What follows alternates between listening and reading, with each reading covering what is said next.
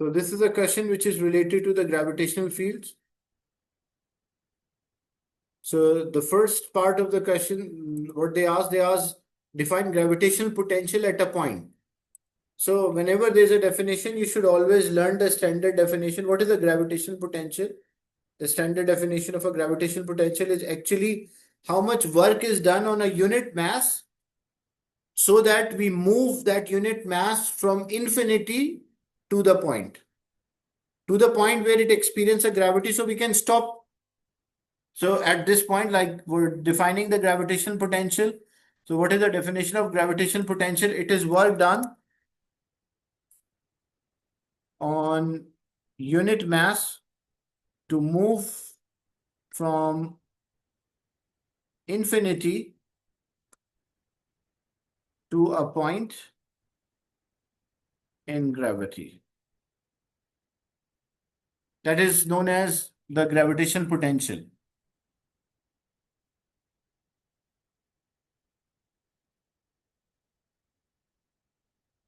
The next we have is the potential well is shown. As you can see, Artemis is a spherical planet that may be assumed to be isolated in a space. The variation of distance x from the center of a gravitational potential is shown. Like you can see how the gravitational potential is changing as we are, if we move closer, the potential, well, like the value is getting more negative, or we can say it decreases. The next part is the radius is 4,800 kilometers. Determine the potential on the surface. So the radius is 4,800.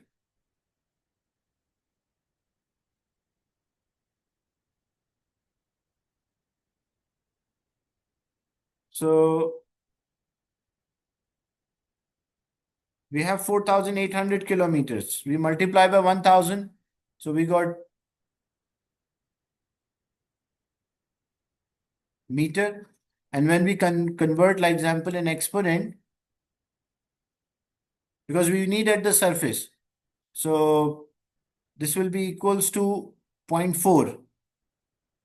0.4 because 3, 6 and 7 is there. So 0.48 into 10 to the power 7.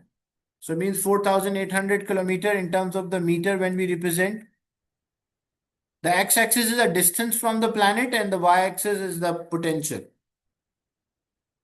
Like how far we are from the planet, that is the x-axis, and what is the size of the value of the potential. So what we simply have to do is, using the graph, we have to work out. So here 10, how many boxes we have? 1, 2, just a minute, I'll zoom in. Looks like 20 boxes. So we have 1, 2, 3, 4, 6, 7, 8, 9, and 10. Yeah. So 20 boxes are there. So each like 2 boxes are representing 0.1. So this will be 0.1, 0.2, 0.3, 0.4, 0.5. So 0.58 will be somewhat here. So I will draw a line from 0.58. 1, 2, 3, 4, 5. So I will draw line, vertical line.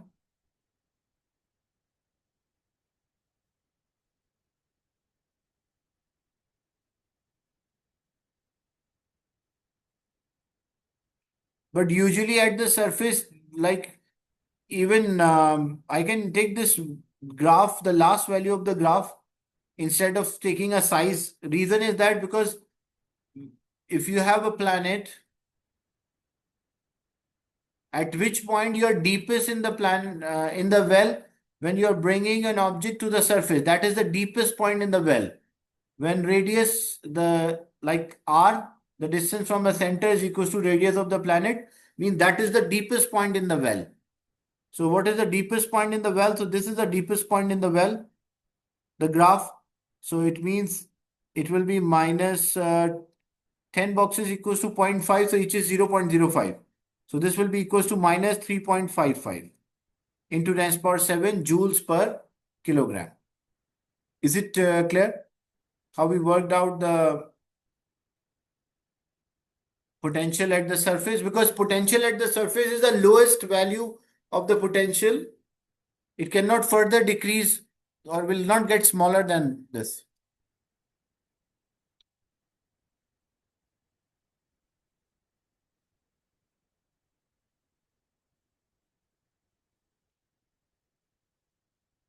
The exact radius is not given, but the graph is given. So this is the smallest value of the potential shows we are on the surface. When we reach the surface, that is we are deepest in the well, because at infinity, zero potential. When we reach the surface of the planet, we are deepest in the well. So whenever you need the potential at the surface, so you'll take the smallest value. So what is the smallest value here? It is minus 3.55 into 10 to the power 7.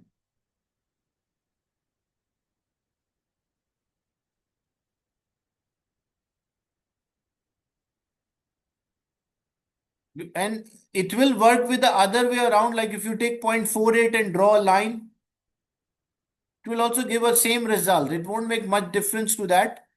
But 0.48 is hard to identify exact 0.48, because the 10 boxes are like 20 boxes are representing one. So exact 0.48 is hard or difficult to identify. So it can be done both ways, it will work. I'm not saying it will not work with the second way.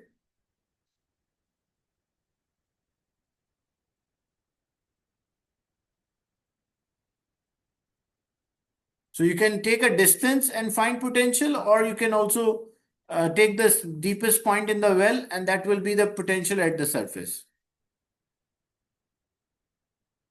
Next is show that the mass is 2.55 exponent 24. So we got the potential here. The potential was 3.55 into 10 to the power 7 joule per kilogram. And we have this formula. F is equals to, like the potential is equals to G, the gravitational constant, mass of the planet, and the distance of the point from the center of the planet, which is R here, like the ray, because we are talking about the surface as we determine the potential at the surface. So if I need M, so it will be phi R over G, that is equals to M. The value of the phi,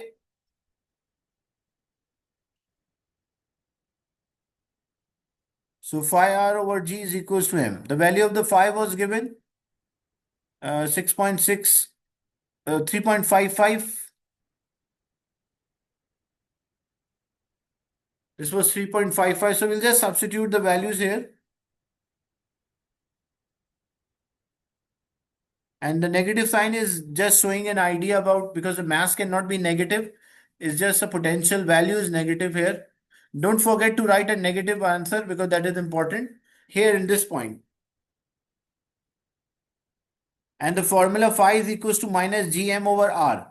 So value of the phi was minus 3.55 into 10 to the power 11, 10 to the power 7.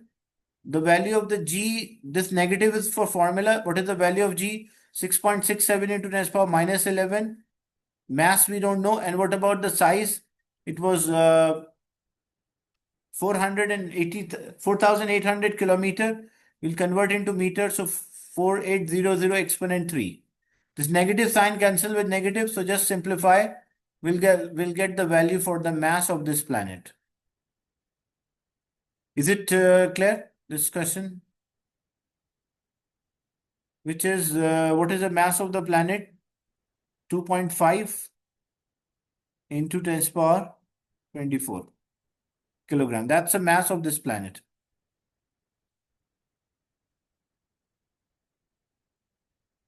The next is calculate the gravitational field strength G. How to get the value for G? The G is equals to capital G m over r square. So if I need the value of a gravity at the surface, I can use this formula Gm over r, where r is a distance from the center of the planet. In this case, we are finding on the surface, so that will be equals to radius of the planet. The mass of the planet is known. So 6.67 into 10 to the power 11 minus 11 times the mass of the planet, which was 2.55 into 10 to the power 24, divided by the radius, which was 4800 exponent 3, and then square will be there. When we simplify, this will give us the value for the G, that is 7.4 Newton per kilogram. 7.38. So we write 7.38 Newton per kilogram.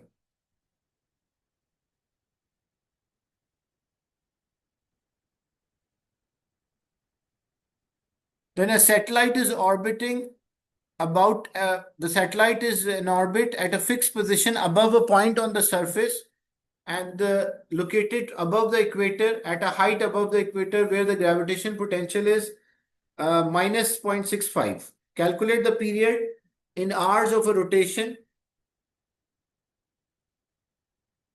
of Artemis. Look, when the object is on an equator, we normally like consider it is a geostationary, the time period of or a period of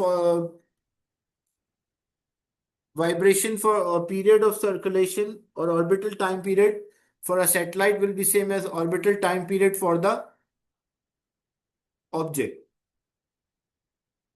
when it is at the equator. Now,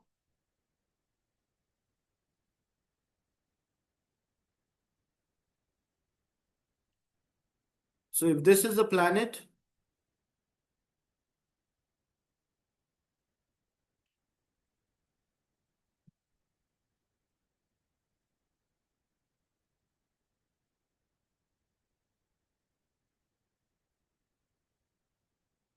and there's a satellite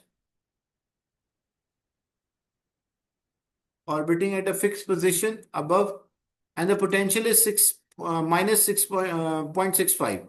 So minus 0.65 means what distance is there from the, because we have the graph, so negative 0.65. Here 10 boxes equals to, so this will be 0.6, negative 0.60, this will be negative 0.65. So when it is negative 0.65,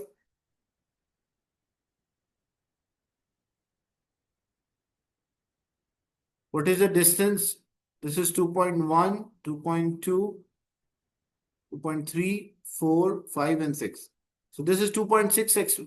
So this distance from the center we identify, because at this potential, what should be the distance? The distance is 2.6 into 10 to the power 7 meter.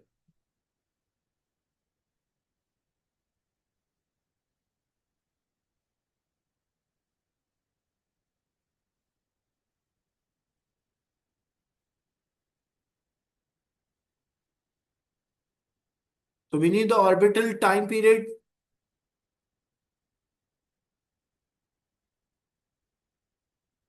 It's a geostationary satellite. Like it says, the time period in hours for a rotation is there. So speed is distance divided by time.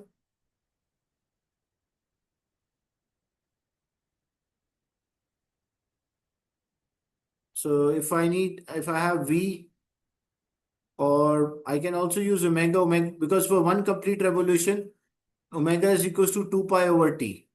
So if I need t will be equals to 2 pi divided by omega. So main thing is we want to find omega here. How to work out omega?